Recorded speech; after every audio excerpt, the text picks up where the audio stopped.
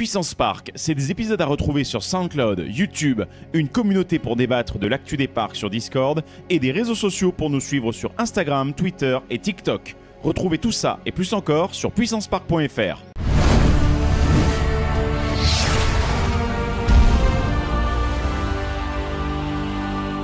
Bonjour à tous et à toutes. Aujourd'hui, on se retrouve pour un nouvel épisode de Puissance Park avec un petit after park sur un parc pas très connu, mais qui est quand même bien réputé dans le monde des parcs fans. Et autour de la table, donc, il y a moi-même. Nous avons aussi Benji. Bonjour Benji. Hello, salut à tous les puissantes et les puissants. Ravi de vous retrouver pour ce nouvel épisode. Ça va être cool.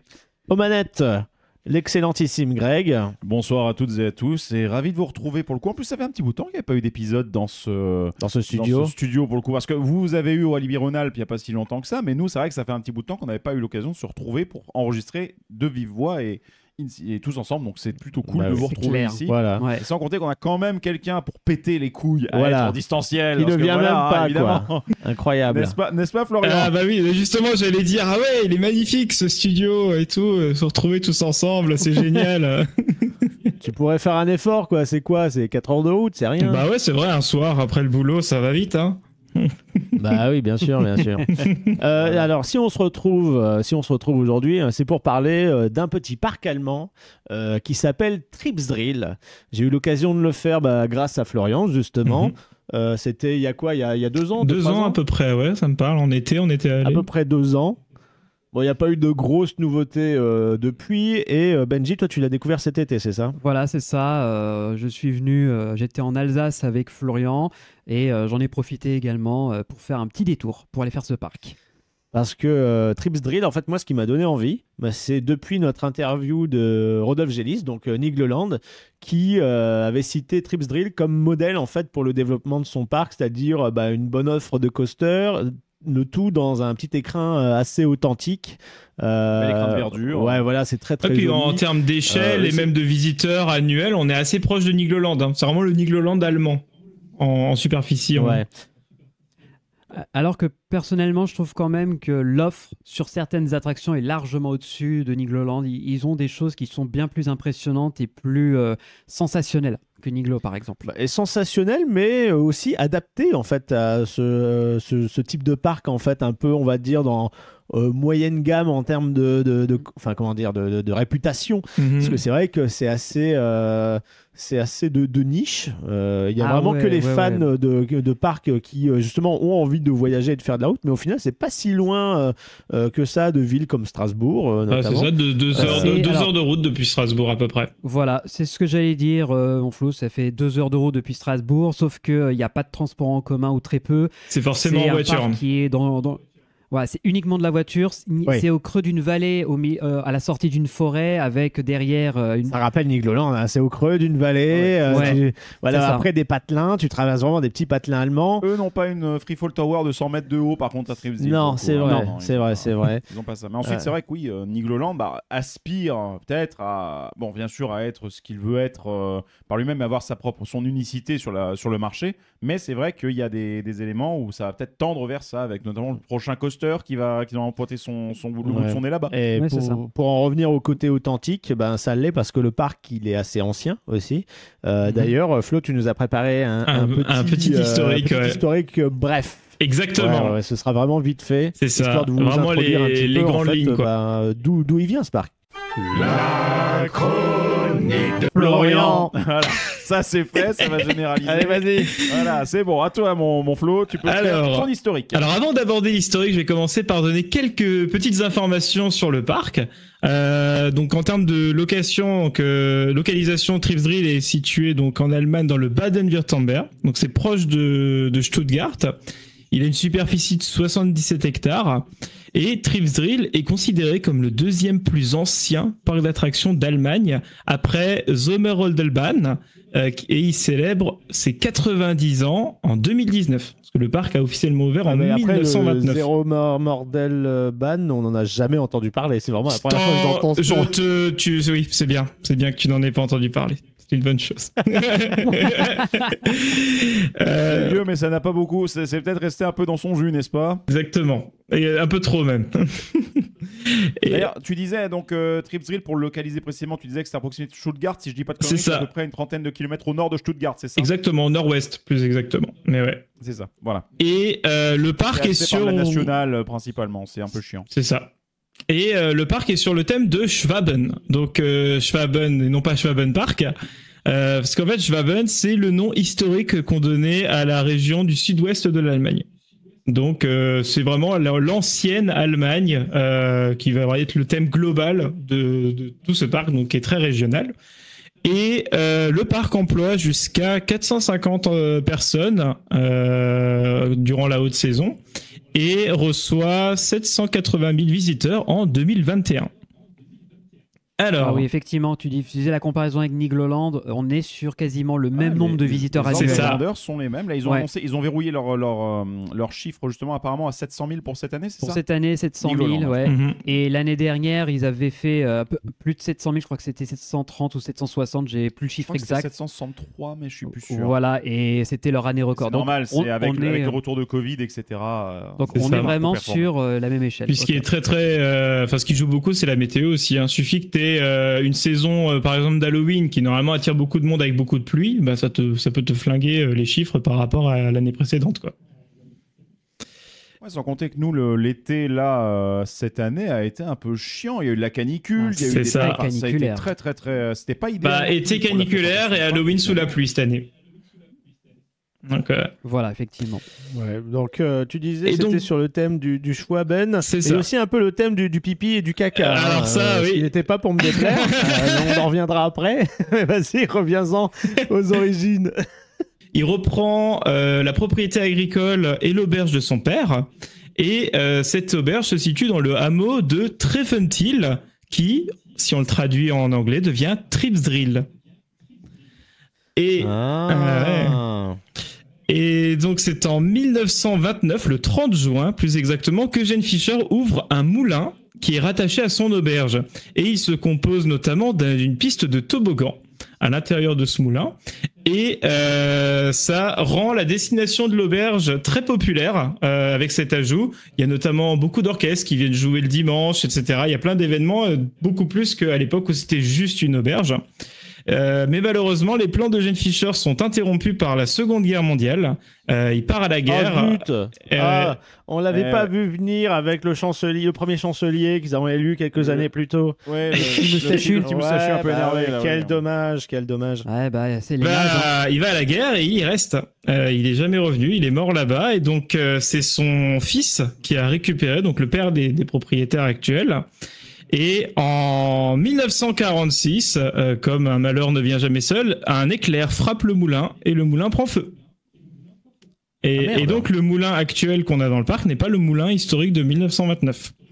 Parce que c'est 4 ans plus tard, en 1950, qu'ils en ont reconstruit un avec le même principe, avec le toboggan et tout.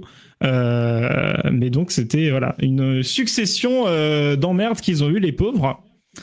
Et 10 ans passent, et en 1960, on a devant le moulin la première attraction du parc, donc qui sont des petites locomotives où il faut pédaler pour avancer, donc ça reste assez gentil, mais c'est le début où ils commencent enfin à mettre des attractions. Mais ça reste assez calme pendant toutes ces années-là, parce qu'après, pendant 20 ans, il se passe pas grand-chose d'un point de vue attraction. Ça va être beaucoup des ajouts de musées, de petites décos par-ci par-là, des animaux. Ça devient presque plus un zoo qu'un parc d'attractions à cette époque-là. Il y a notamment en 72, ils ont ouvert, alors c'est à 10 minutes à pied du parc, le Wild Paradise, qui est donc le parc animalier, qui se situe dans une forêt qui appartient à Trips Drill, où on a des daims, des sangliers, des bisons, des chevaux sauvages, des lynx, des loups. Qui est toujours d'actualité aujourd'hui. C'est une offre complémentaire du parc juste à côté.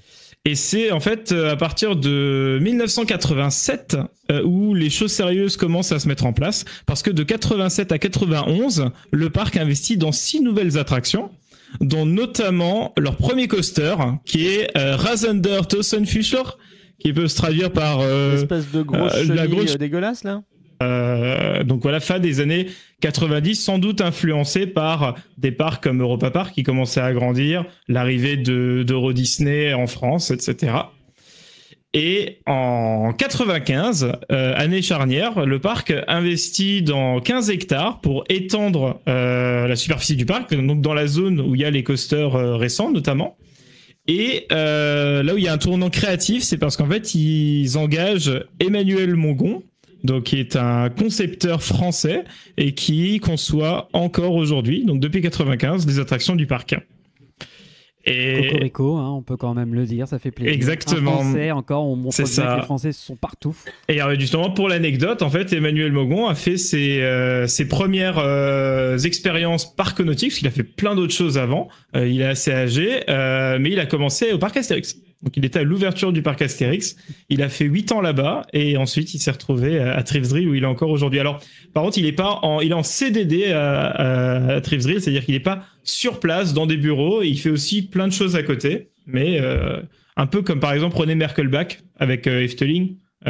Justement, il est pas au parc directement, mais il conçoit tout pour eux. Oui. Donc ouais, il est un peu indépendant et puis le parc comment dire, passe par lui, le consulte pour faire ses nouveaux projets. Exactement. Et là maintenant, les attractions vont gagner en qualité, en thématique, puisque un an après ouvre le rafting du parc, donc sur le thème des machines à laver. Et en plus de ça, on a un changement de direction puisque Kurt Fischer se retire et c'est ses 3 fils, Helmut, Roland et Dieter, qui récupèrent le parc.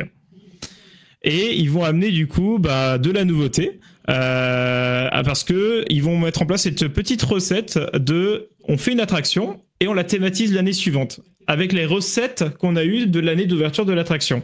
Et de là, le parc va vraiment avoir comme mot d'ordre, on va vraiment thématiser nos attractions, proposer des storylines. Alors au début pas forcément très poussé. C'est une sorte d'entre-deux entre une thématique et un musée, parce que par exemple le rafting est sur le thème des machines à laver, la file d'attente c'est juste une expo de plein de machines à laver. Il y en a d'ailleurs une qui date de 1808. Ouais, j'allais justement te dire que pour ceux qui sont dans les files d'attente, profitez-en parce que c'est des musées. C'est ça. Les files d'attente, c'est pas juste des déambulations et des zigzags. Il y a des pièces qui auraient leur place dans un musée, comme dirait un certain Dr Jones. Voilà, exactement. Donc je vois mal Indiana Jones en train de faire ça avec une Whirlpool, tu vois. Sortir le truc, merde, ça a déclenché un piège. Mais... Et ensuite, en 98, on a un cap important puisqu'on a l'ouverture de l'attraction Gesengso, donc qui est un bobsleigh Gerstlauer, donc similaire à une Whale Mouse. Qui était le premier Gerstlauer, il me semble. Le premier coaster Gerstlauer, si je dis pas de conneries. C'est en tout cas un des premiers, ça c'est sûr. Est-ce que c'est le premier? Je n'en ai pas la certitude. Je vous invite. Est-ce que c'est le premier bobsled Gerstlauer plutôt? Il semblait que c'était le premier coaster de chez Gerstlauer tout court, mais je ne suis pas certain. Et je vais vérifier pendant ce temps-là. Et voilà, tu peux vérifier. Et en fait, j'ai l'impression qu'il est tout neuf, quoi. Donc Gerstlauer va devenir un constructeur assez récurrent dans les années à venir pour le parc. Et une anecdote assez intéressante avec Gesengso, il y a eu un homme qui s'appelle Dirk Auer qui a inauguré le parcours de Gesengso, mais pas assis dans un train, il était sur des rollers. En fait, il avait fabriqué lui-même des rollers comme des roues de coaster, avec des roues de tous les côtés pour pas tomber. Et donc le premier tour a été fait... Est-ce que c'est le même du coup qui a fait aussi le truc en roller sur le coaster en bois? Ouais, exactement. Et en fait, c'était tellement inédit on a l'info, donc Greg confirme que c'est le premier. Ah parfait. Putain, il est bien pour un premier coaster. Voilà, c'était le tout premier conçu par Gerstlauer et fabriqué par Gerstlauer en intégralité. C'est Gesengso. Pour le coup, le bobsleigh coaster placé. C'est peut-être ça qui a permis aussi à Tripsdrill de pouvoir s'offrir un tel coaster. Parce qu'on a vraiment passé là un sacré niveau quand on passe du Zierer, la petite chenille, à ça tout de suite. Et c'est sûr. Et la transition est d'une subtilité incroyable, oui. Et d'ailleurs, je reviens sur la personne qui a donc fait Dirk Auer, la performance avec ses rollers personnalisés de coaster.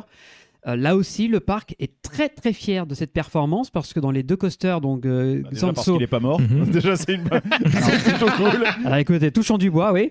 Mais surtout que vu qu'il est apparu, il a fait la presse, il a fait les news et tout, dans la file d'attente, des panneaux à sa gloire dans les deux coasters et c'est vachement impressionnant. Alors, ça casse un peu l'immersion parce que toi, tu es en train de visiter le musée de je sais pas quoi et là, tout d'un coup, pouf. Alors, il y a ce gars-là, il a fait ce record du monde. Ah, bah, c'est très bien. Et, on est content. Et ce qui est très drôle, c'est qu'en fait, ils en ont fait la pub sur leur brochure pour l'année d'ouverture du coaster pour la promotion. Et à l'IAPA, eh bien, ils ont reçu le prix des meilleures brochures de parc mondial parce que c'était tellement inédit de faire ça et ça changeait des habitudes. Et du coup, voilà, ils ont gagné leur prix comme ça. Non, mais j'ai envie de dire, ça met bien l'ambiance par rapport à ce qu'on attend de Tripsdrill parce qu'on s'attend à ce que ce soit un parc pas du tout comme tous les autres en termes de théma, de déco. C'est sûr que c'est pas tous les jours où le wagon du coaster, c'est toi.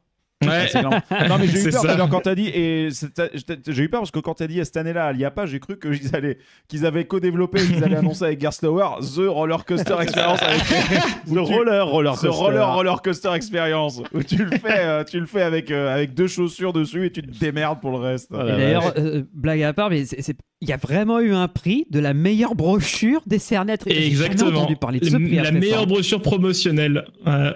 C'est génial.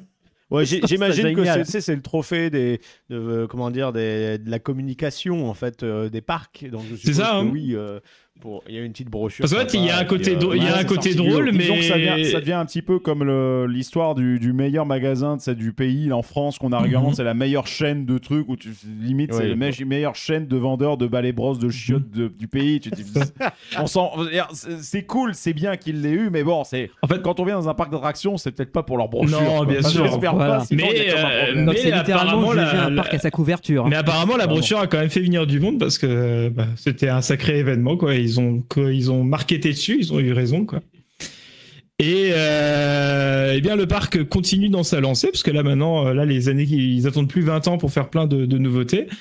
C'est 2 ans après, en 2000, qu'est ajouté le château Rauekling, donc avec l'arrivée du Flume de McRide et donc de toute la théma qui va être liée à Gessenso, où finalement la baignoire, parce que pas une bûche, c'est une baignoire, va passer notamment dans les douves du château et les tours du château vont camoufler les poteaux de Gessenso. Donc c'est une très belle architecture. On en reparlera après. On en parlera les attractions. de Flume, la plus inclinée, la plus grande d'Europe, qui a été détrônée en 2014 par Chiapas. On y revient toujours avec toi, hein, c'est fou.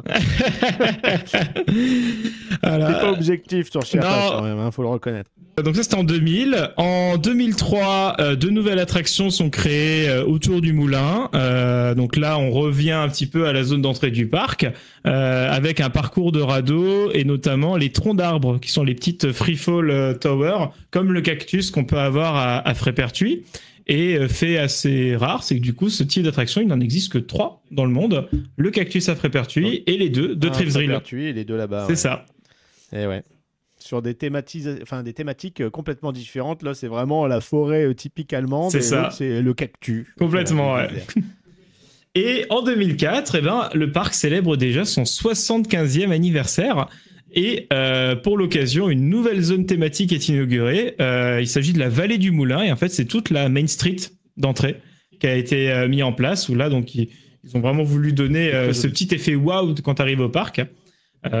Puisque finalement une zone d'entrée c'est la première et dernière impression qu'on aura d'un parc. En 2005, après une phase de développement de 2 ans et demi, ouvre la course des caisses à savon. Donc ça c'est derrière le moulin.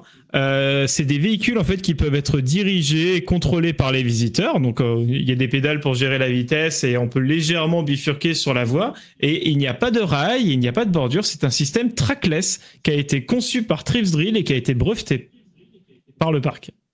Oh, ok. On l'avait pas fait ça, nous. On est passé devant, mais on l'avait peut-être pas fait. Non, je pense pas. Je suis passé aussi devant sans avoir testé. Dommage. Ouais. Donc voilà, après c'est un trackless finalement aujourd'hui c'est plus si impressionnant, mais faut se dire qu'en 2008 ils l'ont fait, en 2005 pardon, ils ont fait leur propre système eux-mêmes quoi. Donc c'est pas mal du tout. En 2008 ouvre Mammoth, Donc le Wooden Coaster, seul et unique Wooden Coaster de Gerstlauer, parce qu'on reste chez Gerstlauer, le constructeur local. Il y avait quand même la particularité que c'était... Ça sent que c'est le seul et l'unique de chez Gerstlauer. Ça, c'est sûr. Sent, je confirme. Moins bien conçu que le premier coaster qu'ils ont fait, mais après, c'est pas le même type de construction. Hein. Non, bien sûr. C'est complètement différent. Enfin, on en reviendra tout à l'heure. C'est ça, on en reparlera après. Vas-y, avance un peu dans les années. En 2010, le parc développe de l'hébergement devant le Ville Paradise avec des roulottes et des cabanes dans les arbres. Et à partir de 2010, presque tous les ans ou tous les 2 ans, ils vont à chaque fois étendre l'offre, rajouter des cabanes, des roulottes, pour avoir, il me semble, une capacité d'hébergement aujourd'hui de 300 à 400 personnes, quelque chose comme ça. Ce qui est pas mal pour la superficie. Ce qui est pas mal et qui est pour le coup très important, parce que vu que le parc est assez perdu, ça te permet de faire une nuit là-bas. Et les cabanes dans les arbres, elles sont vraiment chouettes parce que elles sont toutes uniques en fait. Il n'y a pas de plan, c'est construit en sur-mesure par rapport à l'arbre ou le tronc autour duquel la cabane va être construite, quoi.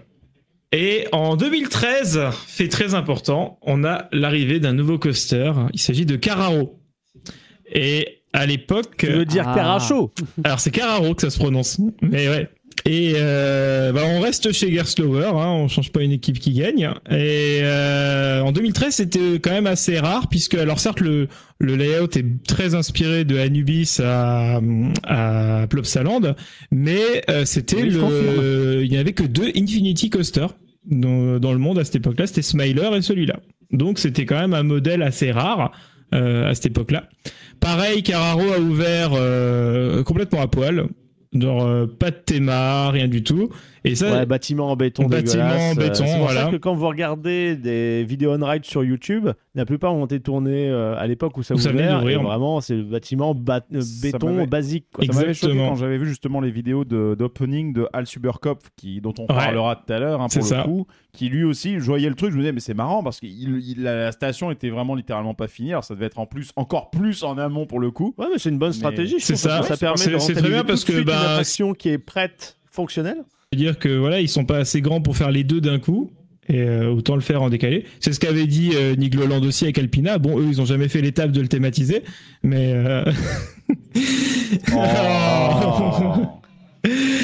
c'est gratuit. C'est gratuit. Non, par contre, c'est vrai qu'effectivement, quand tu vois sur la durée de vie d'une attraction, tu vas la garder 10-15 ans, potentiellement, plus même.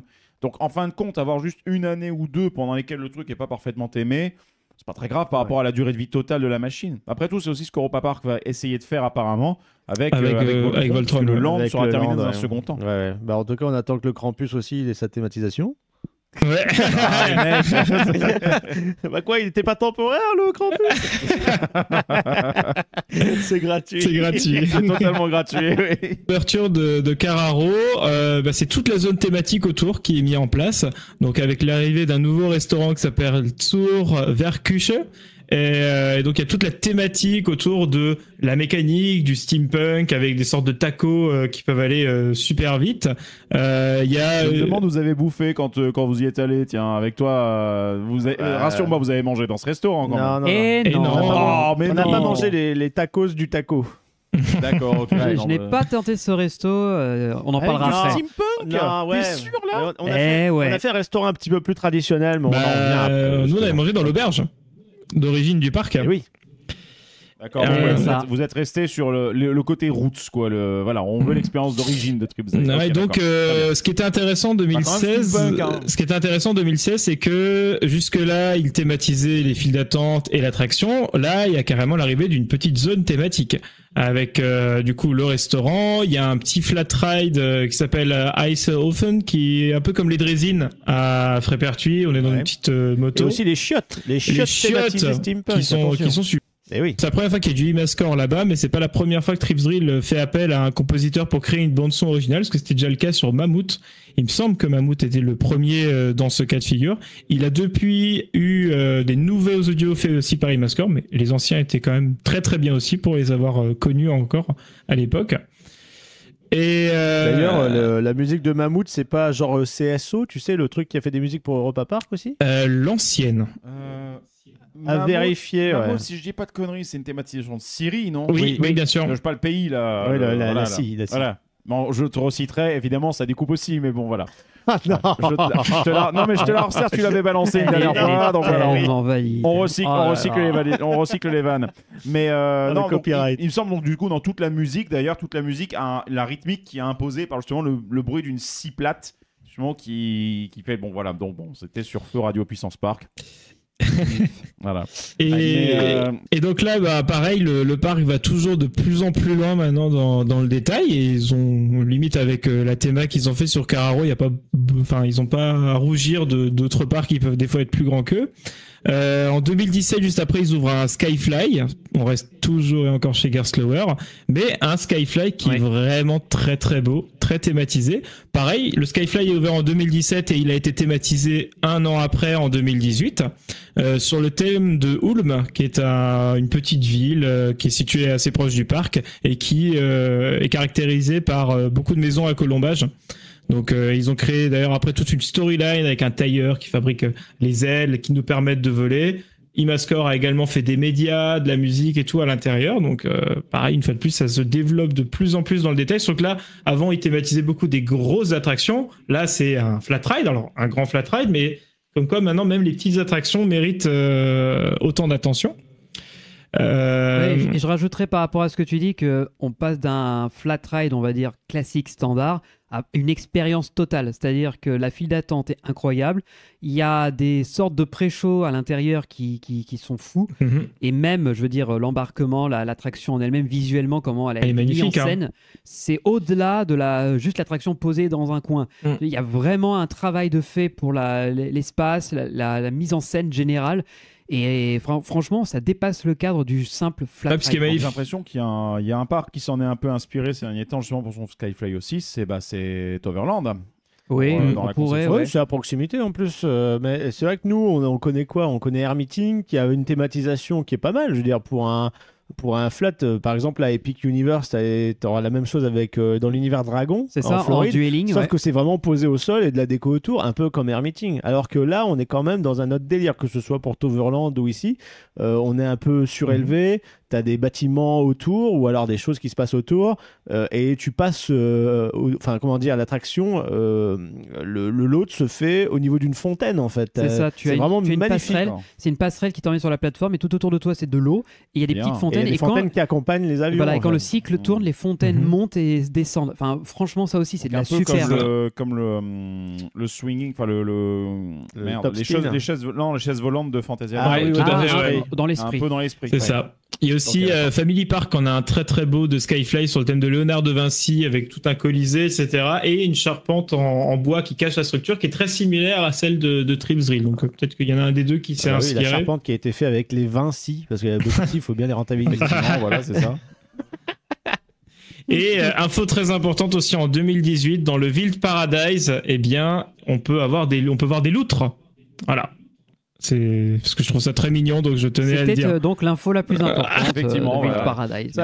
Heureusement que tu as mis ça. Les coasters, il y a des loutres. Heureusement que tu as mis ça dans l'historique. C'est très très important. Non, et surtout en 2020, Tripsdrill signe l'arrivée de 2 nouveaux coasters à l'entrée du parc, donc il retire une partie du parking. Et cette fois-ci, ce n'est pas Gerstlauer, mais Vekoma qui a été choisi pour Al Supercup. Trahison, disgrâce.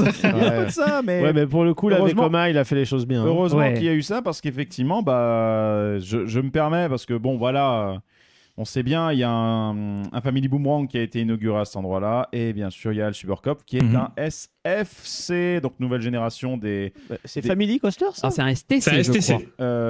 Suspended Thrill Coaster. C'est le Family, non, c'est un STC, tu as raison, c'est un Suspended Thrill Coaster. On est un cran au-dessus, Oui, c'est celui-ci a des inversions. En tout cas, des inversions vraiment assumées. Qui est le SLC nouvelle génération. Et ce qui est chouette, c'est que c'est pas 2 coasters, je dirais, entre guillemets, séparés, qu'on a mis un à côté de l'autre, c'est que les 2 sont vendus en pack, en kit. Et même des fois des poteaux communs aux 2 coasters et avec des interactions qui sont vraiment prévues. Enfin, c'est même dans la gare chouette. Du STC justement. Et aussi le chiotte qui va avec. Et le chiotte, et pareil, c'est très important. L'année suivante où là ils ont tout thématisé et fait un travail paysager exceptionnel. Et là, on a une attraction qui est vraiment super, quoi. Et donc qui est la dernière sortie du parc, mais qui montre qu'ils ont un niveau super, quoi. J'avoue que moi, me concernant, Trips Drill, là, c'est vrai que c'est le STC qui m'attirait en grande. Quel hasard, quelle surprise. On l'a pas vu venir. Pas du tout. Pourtant, c'est marrant.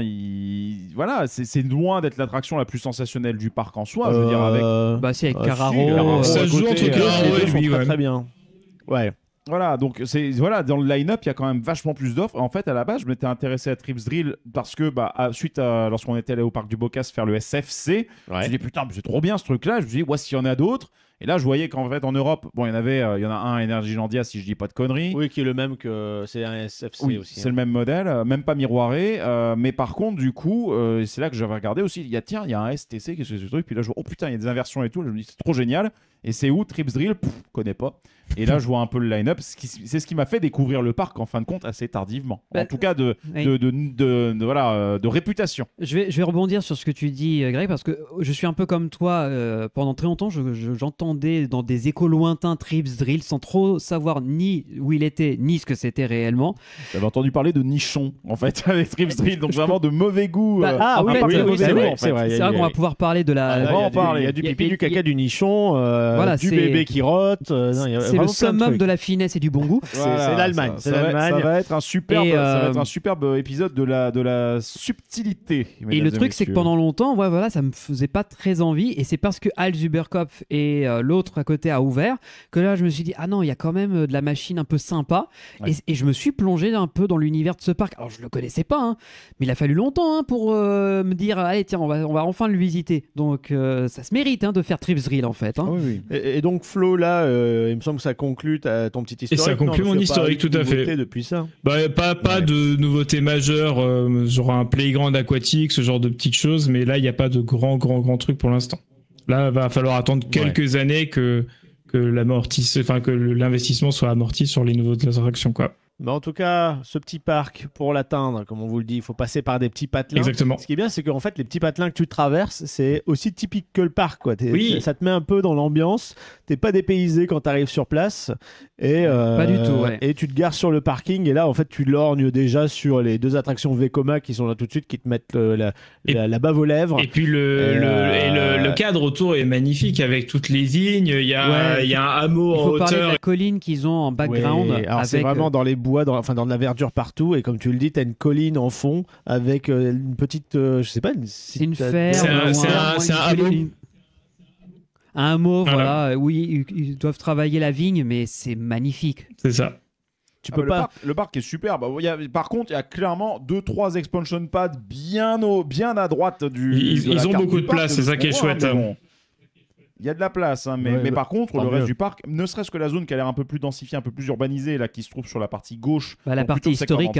Ouais, ça a l'air magnifique. J'ai trop envie d'aller me balader là. C'est ça, t'as vraiment la partie historique qui sont beaucoup développées après vers Carraro, Mammouth, etc. Et là, ça faisait du bien du coup d'avoir de nouveau de l'investissement près de l'entrée du parc de l'autre côté, quoi. Oui, voilà. Et le Main Street est vraiment très très mignon. T'as vraiment l'impression de visiter limite le village de Belle. Oui. Tu sais, dans La Belle et la Bête, il y a un petit côté, alors pas alsacien, mais ça ressemble quand même, c'est pas trop loin. Ça fait vraiment petit village comme ça où tu montes un petit peu l'allée avec les fanions suspendus, des fenêtres avec des fleurs. Bref, il y a énormément de petits détails qui te font croire que limite c'est vivant.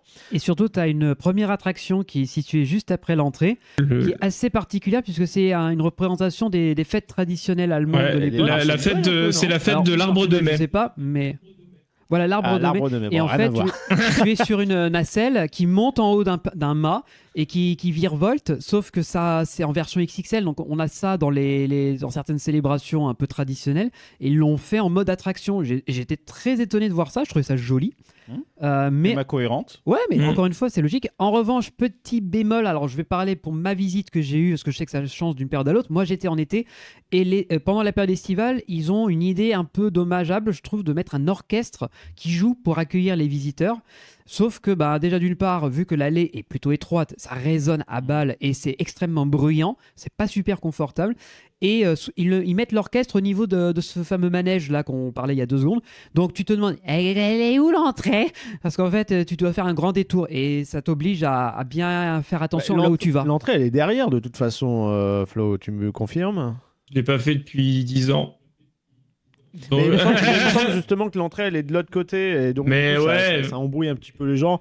Bon, c'est pas hyper important. Voilà, c'est un petit détail. C'est juste pour dire qu'on a un cadre qui est charmant et un peu pittoresque. Il y a eu un effort d'immersion, de thématisation, mais en fait, je pense que c'est un petit peu étroit pour maintenant la taille du parc, parce qu'on parle quand même de plus de 700 000 visiteurs annuels, et que c'est très vite blindé. Par exemple, moi, j'y suis allé donc au mois d'août.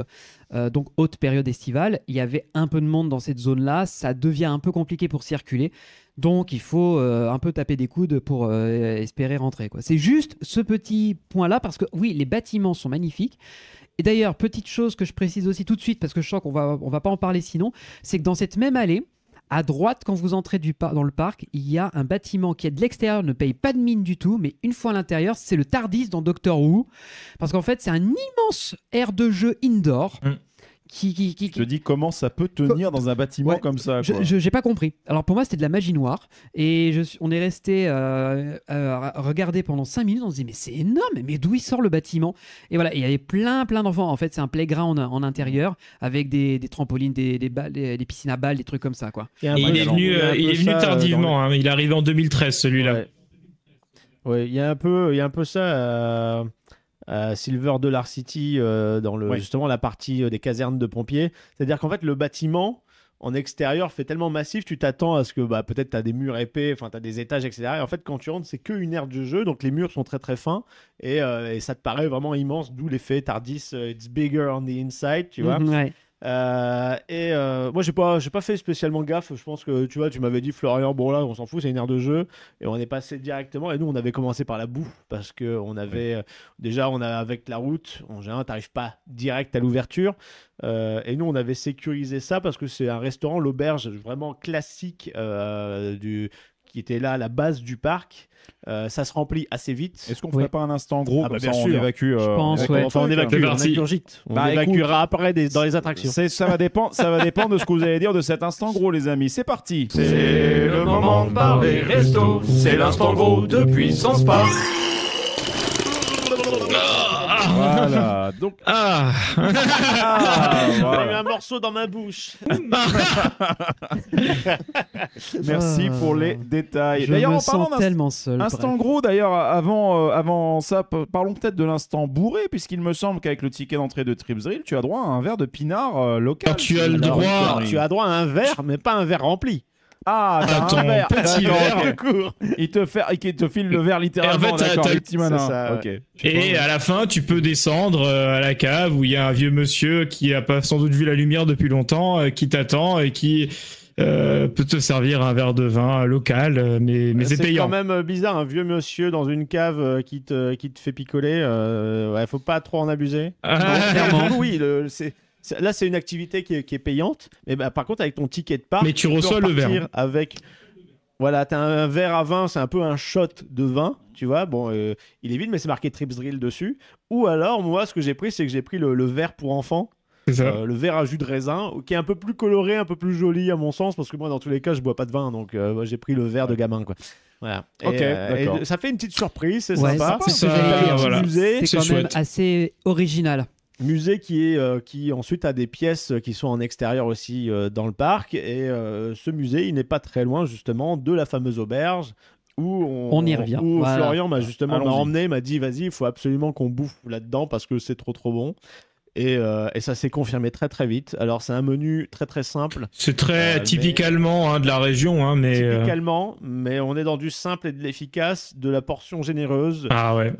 Et en plus, il y a du Spitzy, donc du Mezzomix, c'est-à-dire du coca à l'orange. Ouais. Moi, j'étais complètement satisfait. Et qu'est-ce qu'on avait pris? Nous, on avait pris des spätzle Et je pète le à la de crème, pâte aux quelque chose œufs, comme ça, ouais. Moi j'avais pris Ouais. ça. Alors, avec une viande en sauce, plus Bah, les petits légumes, salades, tout ça, c'était un régal. là pour le Est-ce coup, que c'est ça c'était ce que tu avais pris, toi, Benji. voilà, hein, là si ce je que veux. vous voyez pour la version illustrée YouTube, c'est ce que j'ai pris avec ma compagne au resto.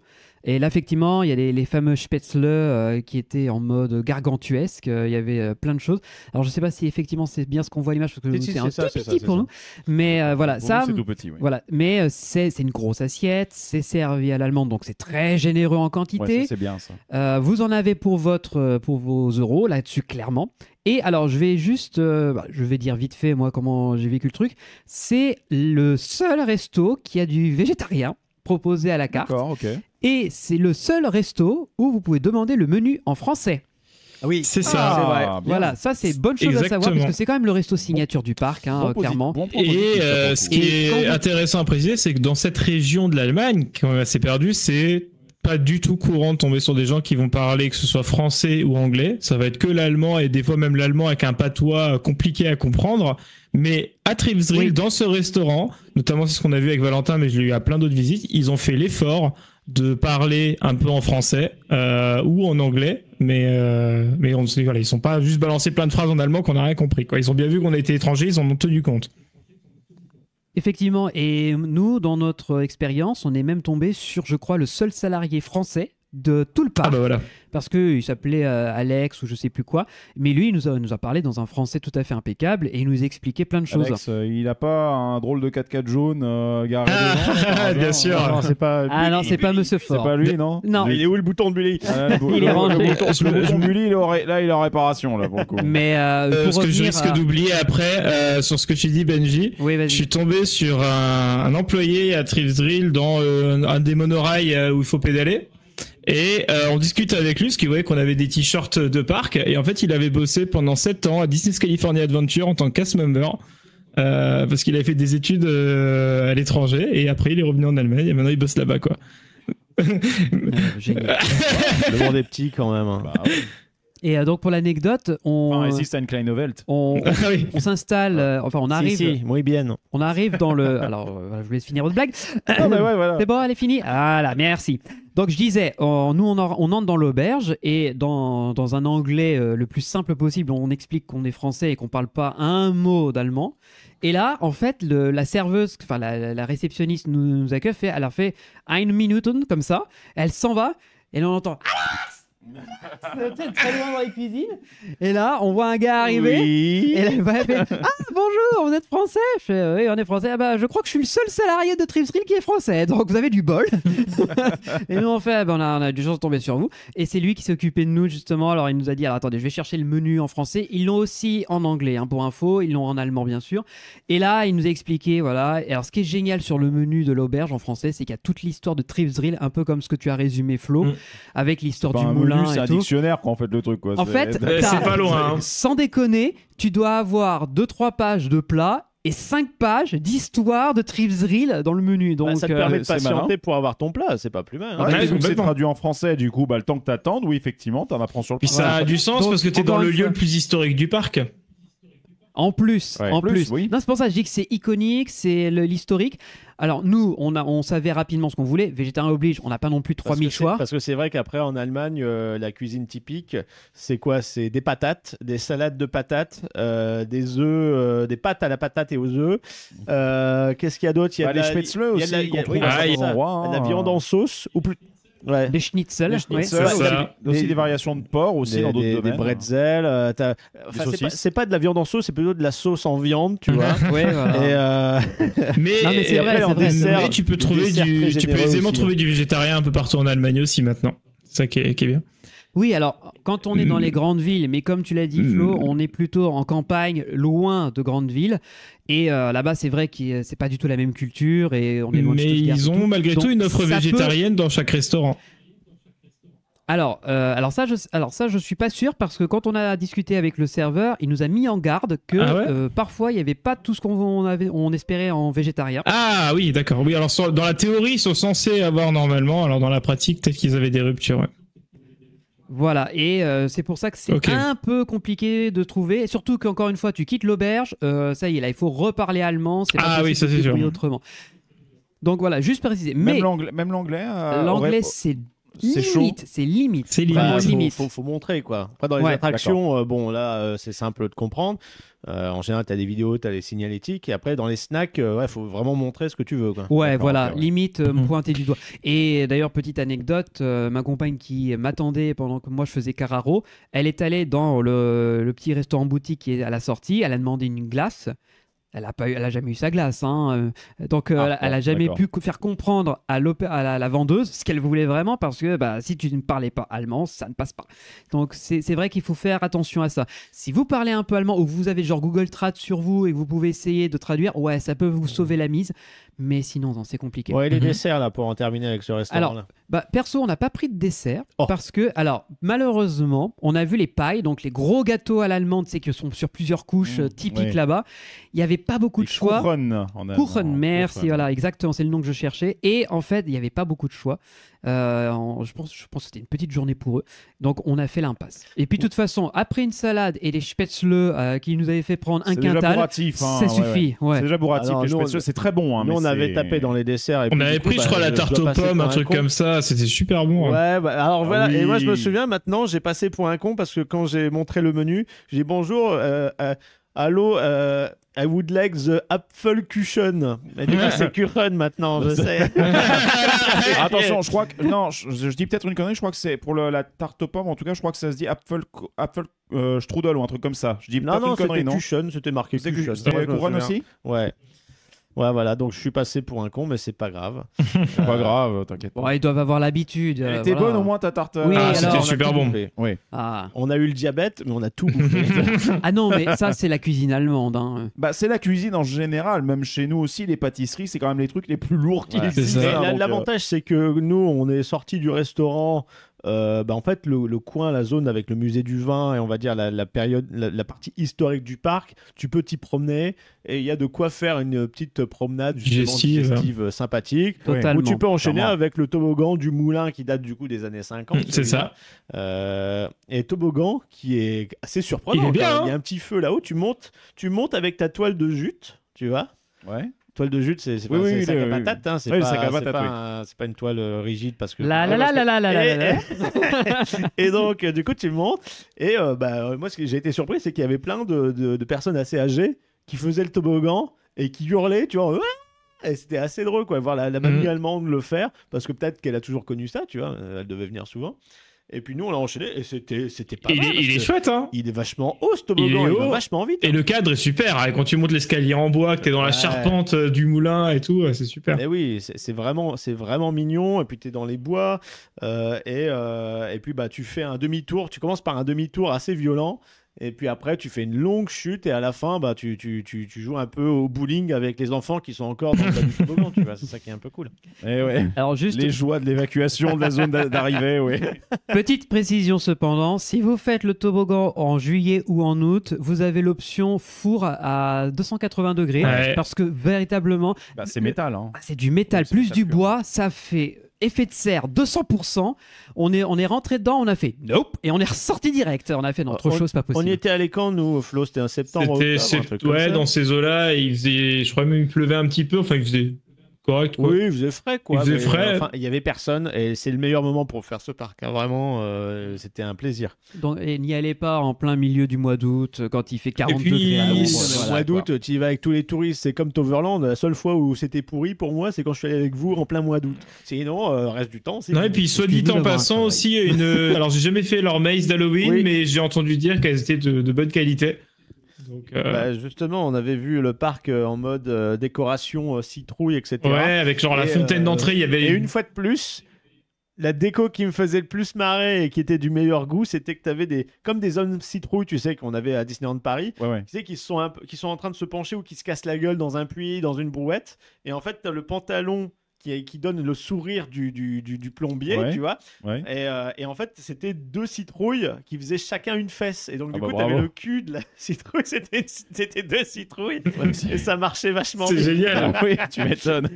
Parc du bon goût, on vous disait donc. Le bon goût, la finesse, la subtilité. Et d'ailleurs, toujours dans ce petit coin sympathique, en face du musée du vin, tu as une petite attraction Ouais, un peu comme les tacos, vous savez, ça se promène dans des petites allées avec des petits jardins, tout ça. Sauf que ce ne sont pas des tacos, mais tu es dans un demi-fût, en fait, un demi-tonneau de vin. Tonneau De vin, et c'est très très mignon. Ouais, c'est choupi. Alors, et c'est d'époque. C'est marrant parce que c'est une sorte de teacups à l'air libre Oui. où tu peux Sur faire un chemin.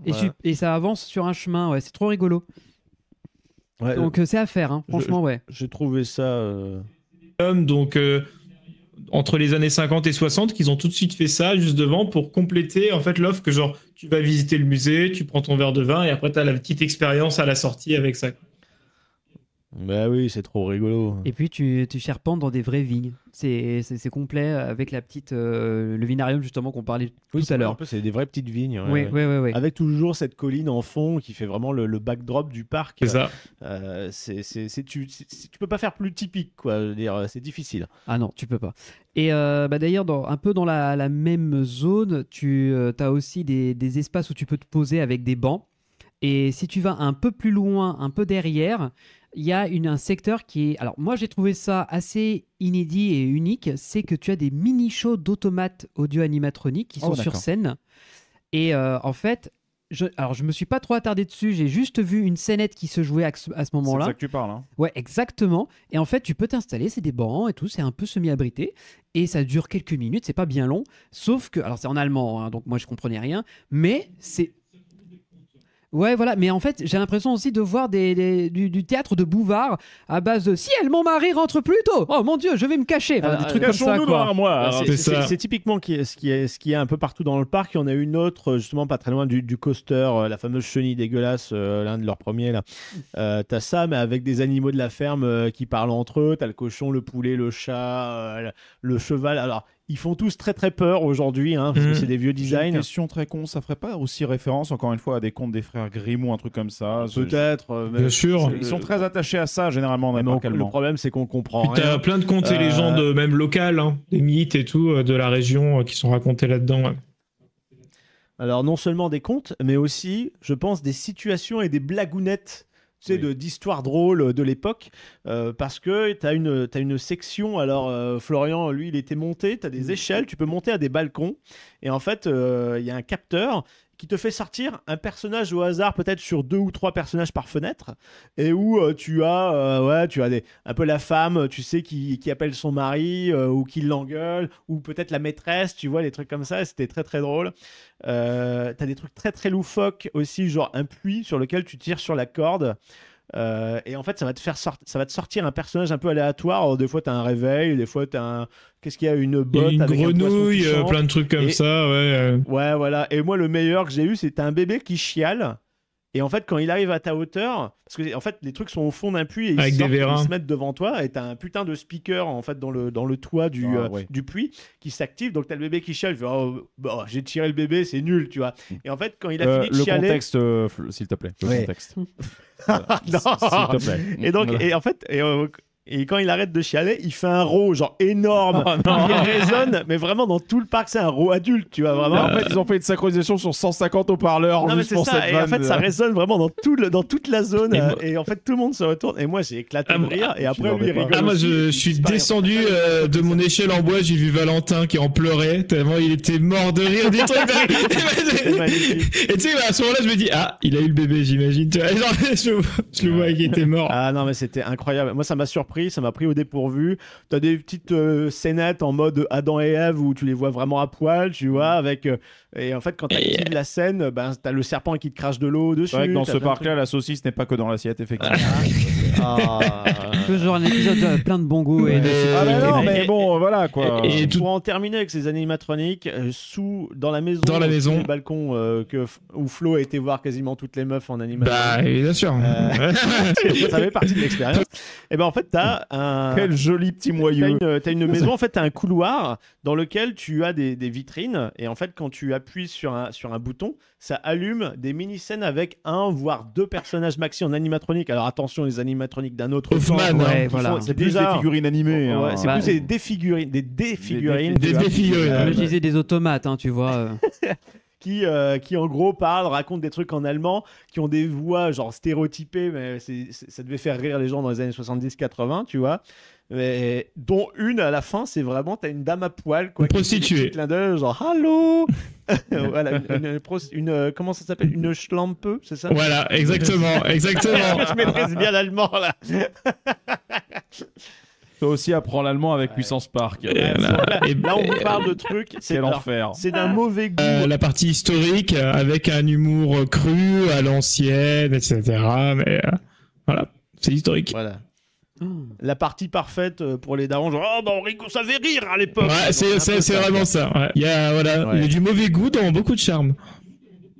Ouais. T'avais aussi une petite scénette avec des animaux, genre des oiseaux. Un peu genre Tiki Room, mais sauf que c'est plus en Allemagne dans les années 1910 des poussières, où tu avais les animaux qui chantent, dont un oiseau qui fait un solo, qui a un casque à pointe.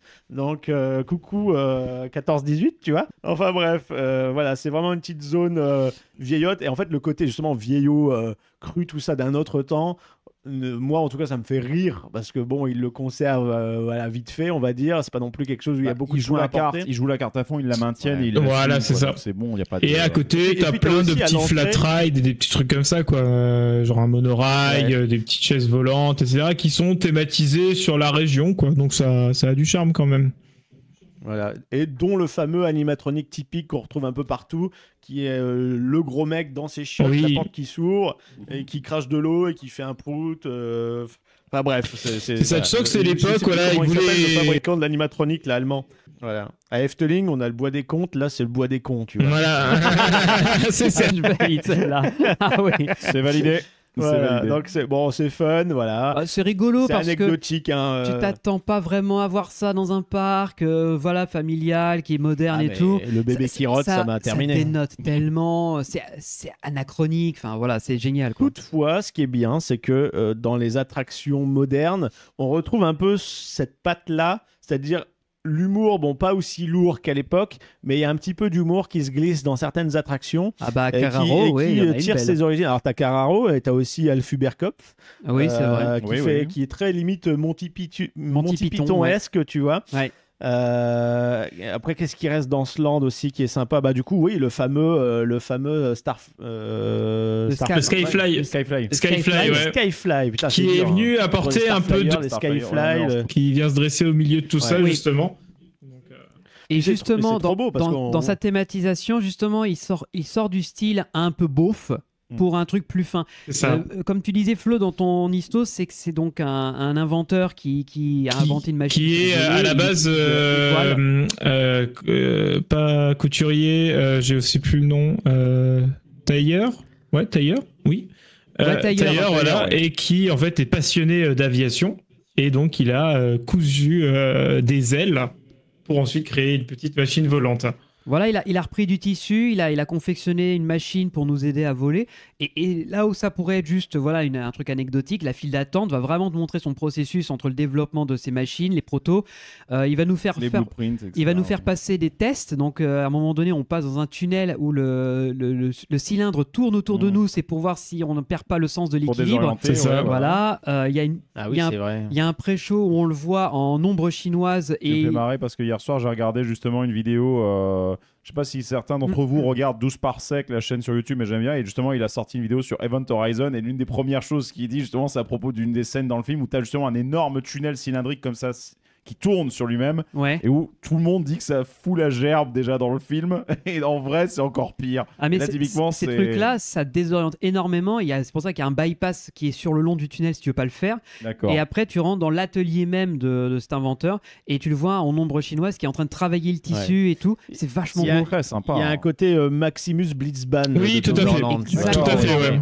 Un inventeur un peu foufou, c'est dans une époque un peu éloignée, mais en fait ça matche plutôt tu joues bien. Un peu sur l'anachronisme du mec qui a inventé un truc relativement moderne, mais avec des technologies totalement de son temps. C'est ça, voilà. Genre Doc Brown avec son frigo dans le Far West, quoi. Par exemple. Pour te parler avec un langage que tu apprécies. C'est un réfrigérateur. Un petit glacé. Un thé glacé. Avec le petit. Et non, mais encore une fois, c'est superbe. Et je reviens là-dessus, mais la mise en scène générale est top. C'est sur un petit îlot avec de l'eau tout autour de toi. Tu as des fontaines. Quand tu t'envoles, les fontaines montent. Elles te frôlent quand tu descends.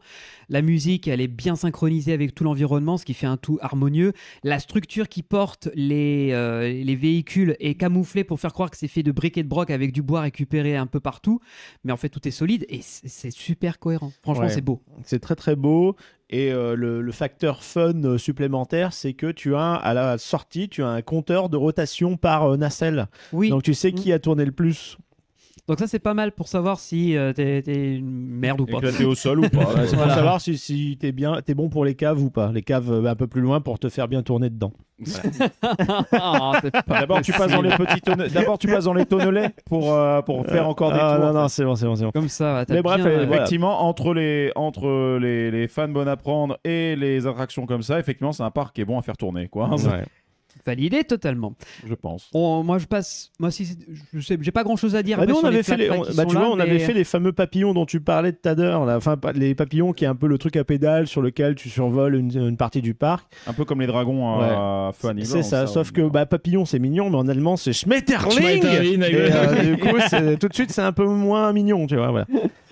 Mais je me souviens pas, il y a ça pas finit en ligne. Ça, il y a quand même un petit côté, voilà. Ouais, mais il y a Schmetter. Le Schmetter devant est un peu plus dur de décoffrage. J'ai guttural. J'ai pas fait le monorail que tu cites. En revanche, juste en bas, tu as une piste qui est disponible avec les vélos tordus. Oui, on l'a fait. Voilà. Les vélos tordus. Oui, tu sais les vélos où la roue, l'axe central est décentré, donc ça c'est plus dur. Du coup, ça te fait faire t'as une roue voilée, une roue plus grande, plus petite, et tu dois te trouver l'équilibre. En fait, c'est ce qu'il y avait pendant très longtemps à Bagatelle. Moi, c'était mon parc de l'enfance et en fait, ça se retrouve plus dans des parcs qui ont un peu gagné, on va dire, pour des raisons de sécurité. C'est ça, exactement, parce que là, en fait, tu pédales, tu fais 3 tours de pédalier, et tu t'es cassé la gueule au moins 10 fois, quoi. Ah ouais, tu peux bien sûr. Et puis ce qui est marrant, c'est que t'as des bosses en fait sur le sol, et donc si t'es bien timé, enfin sur le parcours, si t'es bien timé, bah du coup, si ça matche la bosse avec la route, t'as l'impression de rouler sur du plat. Mais sauf que ça tu le sais pas nécessairement, t'as pas une réflexion d'ingénieur dans ta tête. Tu t'es pété la gueule 3 fois, t'as aussi envie de terminer ce putain de tour. Ou tu tombes dans le buisson, ou t'as tapé un gamin qui courait, enfin tu vois, bon, ce sont des choses qui arrivent. Mais voilà, c'est un petit coin. On est tombé sur ça par hasard. On a fait, mais ça vient faire quoi dans un parc comme ça? Alors tu te dis que derrière ta Carraro, tu fais, qu'est-ce que tu fais à faire là, toi? C'est ça. Tu t'es perdu. C'est génial. D'ailleurs, on vous propose d'aller plutôt sur la partie droite du parc à présent, faire des attractions un peu plus massives. En commençant par le raft. Ouais. Raft qui du coup était une des plus grosses attractions nouvelles quand elle a débarqué, parce que bon, le Zierer chenille c'est très anecdotique, on va dire, c'est très mignon. Par contre c'est dans des jardins, t'es à ras la pelouse, donc si tu tends le bras tu peux choper de l'électricité statique, et dès que tu le sépares de la pelouse tu te prends la décharge de ta vie. Bonne châtaigne, ouais. C'est ce qu'on faisait dans la coccinelle aussi à Bellward, qui est quasiment du même acabit, hein, c'est le même type de délire. Et en fait, le raft, très sympathique, sur un thème assez inédit pour un raft. C'est vraiment à chaque fois que machine à laver à l'ancienne. À chaque fois que quelqu'un dit sur un thème, sur un truc, moi je pense sur un air de cha-cha-cha. Ça me fait, à chaque fois je pense même à pas ça. La ref. Non, mais danse avec les stars, pardon. Ah d'accord. Mais oui, donc voilà. Alors, à chaque fois ça me fait penser à ça. Mais oui, donc du coup, raft plutôt bien aimé de ce que tu dis. Oui, la file d'attente surtout. Parce qu'en réalité, je suis un peu plus critique sur cette attraction. Elle ne mouille quasiment pas. Oui, et le reste du raft, c'est plus tu te promènes dans des jolis décors naturels. Voilà.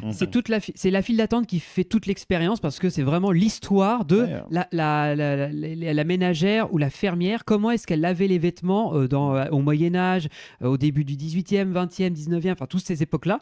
Donc tu as plein de machines, effectivement, qui sont présentées avec des petits cartons qui t'expliquent l'histoire. Bon, c'est en allemand, alors moi je piffais pas un mot. Mais les musiques sont sympas dans la file. La musique est jolie, la mise en scène est propre, la mise en scène est soignée, sauf qu'une fois que tu as embarqué dans ta lessiveuse géante, Bah moi honnêtement je me suis fait chier. Ouais, Après, c'est un oui, raft, bon, c'est un vieux raft. C'est- déjà. Ouais, voilà. c'est un vieux Généralement, raft, mais bon. Dans les rafts, je veux dire, c'est vraiment, vraiment au petit bonheur la chance. Ça dépend vraiment de l'équilibrage que tu en as boué et du nombre de chaos qu'on te fout. Alors dans non, le c'est truc. même pas ça, c'est qu'il n'y a pas de zone où tu vas avoir du tangage, il n'y a pas de zone où ça va il a prendre de pas fait de- ils ont pas l'accélération. fait le non. lien. Il a etc. il a un peu la maladie du raft de Bellward, par exemple, qui n'arrose vraiment pas du tout. Quoi. D'accord. Ben, c'est le Vraiment, même, c'est- pour moi, c'est ça, le c'est- même type que celui de Toverland, qui est pas non plus exceptionnel. C'est le constructeur à l'époque qui pourtant a fait aussi RiverQuest. Donc comme quoi, lui, c'est soit l'un ou l'autre, quoi. C'est- Soit je te Ouais, mouille pas, ouais. soit je te trempe. Mais Bah, après, c'est pas plus mal parce qu'on est en Allemagne. c'est pas mal. La plupart du temps, il fait un peu crado ou c'est frais. ça. Donc, Non, mais je vois tu la- peux faire, voilà, tu te prends 2-3 gouttes, c'est sympa. Je le trouve pas exceptionnel, mais il est charmant. Oui, il est super joli. Et ben tu vois pour le coup, vu que moi j'y suis allé une journée où il faisait très chaud et il y avait plein cagnard, Ah oui. je T'étais en rêverais, shame mode, mais total, quoi. je rêvais de me prendre vraiment le retour de Ouais, vague. mais ça, T'étais en train d'essayer de tanguer pour retourner le Ah truc. non, mais là, en c'est plus, genre- attends, on monte avec une famille qui parlait un peu anglais, donc on a essayé de discuter un peu, et on leur disait, il faut qu'on essaie d'avoir un peu d'eau et tout. Et on est sorti, on s'est regardé, on fait, mais bon, bah voilà. Ouais, après, bon, comme la file d'attente qui est assez longue, Ça, c'est parce que, top. tu sais, tu passes sur un pont, etc., dans des bâtiments, puis tu atteins la gare, elle est magnifique, et tu as aussi toute la zone de la gare avec le lift aussi qui te fait remonter les bouées, où en gros, tu as des machines, des mécanismes avec le linge aussi qui est sur les côtés, en fait. Donc, voilà, on est une fois de plus dans la thématique. Pareil, t'as un système. Bon, c'est un faux maelstrom autour Ouais, un tourbillon, duquel, ouais. voilà, un tourbillon tourne les trucs et ça symbolise justement comme si tu étais un peu dans la machine à laver. Alors, c'est une machine à laver d'époque. Cycle rinçage. Voilà, c'est vraiment genre début du siècle, donc c'est vraiment genre à la main où tu appuies sur une pédale, ça fait tourner la flotte. C'est pas des machines comme aujourd'hui, Whirlpool. Non, et voilà, compagnie. on est début fin 19e, début 20e, en gros, hein, pour l'histoire. Mais voilà, donc... Et si on derrière, restait il y a un dans petit coin l'aquatique un peu- Ah, il Ouais. faut qu'on en parle. Ah oui. Ah, il faut qu'on en parle. Je suis De la- désolé, là, il y a Ah, un bah, morceau. parlons hein. du Flume pour le Ouais. coup. Et là, ça y est, on retombe un peu dans l'humour beauf, même si Voilà. je trouve que le côté aussi, on n'a pas peur de la nudité en Allemagne, tu vois. Voilà. Ouais. Est-ce que tu peux dire, Flo, le nom exact en allemand? Oh, faut que je le retrouve, mais je vais te le. Parce que de tête, je ne me Ah, rappelle merde, pas. ah, merde. Ah non, mais alors là, c'est Tu vas folklore. encore- Tu vas encore péter ton forfait voyelle, toi Faut réussir à le dire. Franchement, c'est déjà une épreuve en soi. Alors, Son non, sur la ça va, carte. c'est Baden-Warnenfahrt, Baden-Warnenfahrt. qui veut simplement Donc, dire le ouais. voyage des baignoires. L'histoire, c'est qu'ils ont créé une mythologie autour de Tripsdrill, comme quoi l'eau qui est dans les environs est miraculeuse et elle fait rajeunir les gens qui s'y baignent. Elle est issue un peu de la fontaine de jouvence Elle- locale, quoi. Bah voilà. Et d'ailleurs, Jungfrau Braun, je sais plus comment ça s'appelle, il y a un côté, la fontaine de jouvence qui est citée dans l'attraction.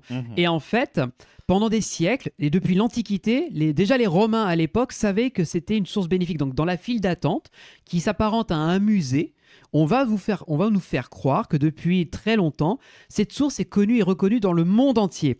Donc, ce qui se passe, c'est que on va, nous, en tant que visiteurs, prendre cette source pour rajeunir et profiter d'une nouvelle jeunesse.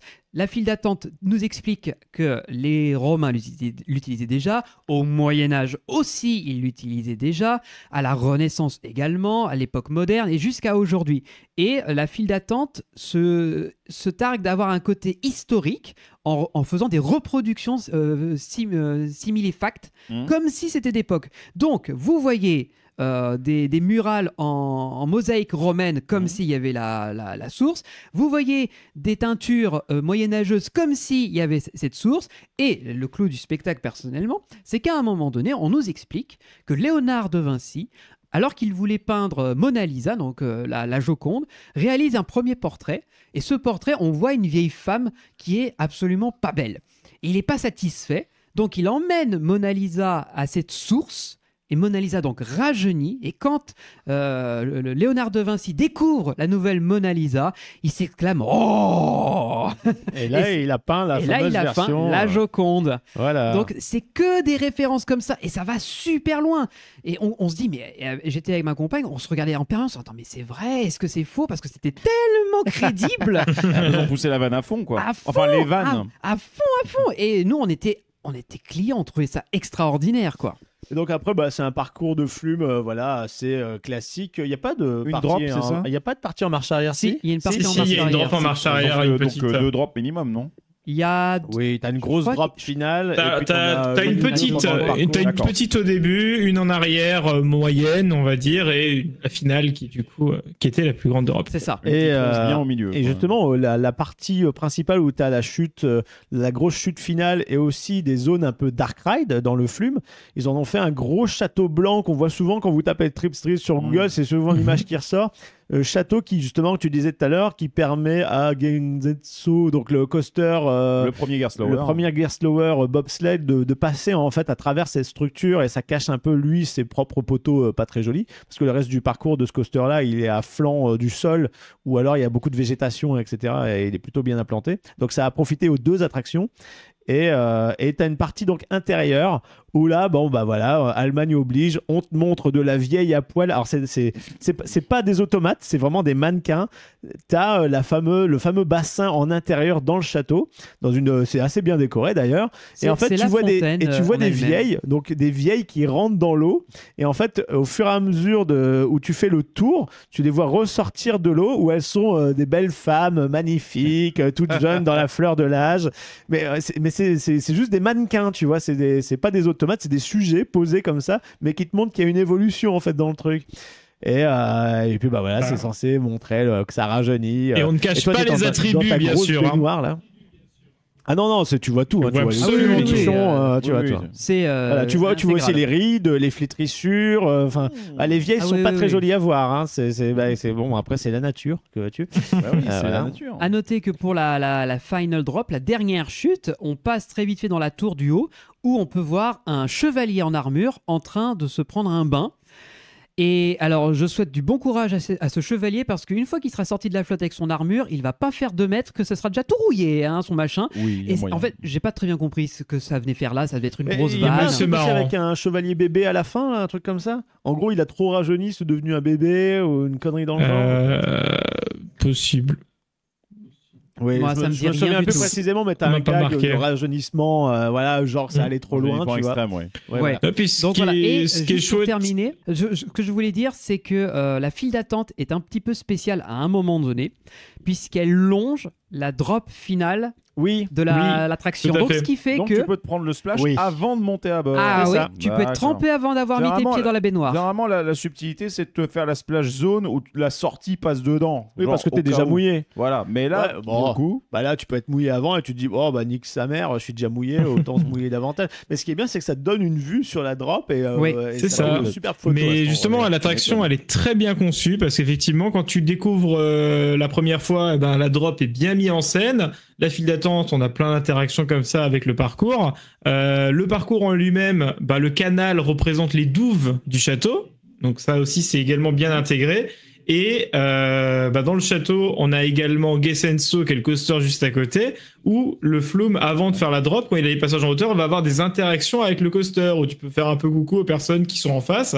Donc ça crée finalement de la théma gratos, parce que c'est juste du bon sens et de la bonne conception. Et ça nous fait la transition pour parler du coaster qui est juste à côté. Eh bien, non, les amis, parce que ce sera pour la prochaine fois, parce qu'on a déjà dépassé le écart d'épisode. Le twist. C'est vrai que là, si on continue à parler des grosses attractions qui restent, on en a pour un paquet de temps, parce qu'on aimerait aussi en détailler certaines, notamment le STC qui vaut vraiment le détour. Oui, parce que là, vous, bien sûr, j'ai l'impression qu'on va se le garder pour la fin, celui-là. Oui, bien sûr. C'est le caniche sur le paquebot. Effectivement, c'est ça. La cerise sur l'éclair, voilà. C'est ça. Donc bon, très bien.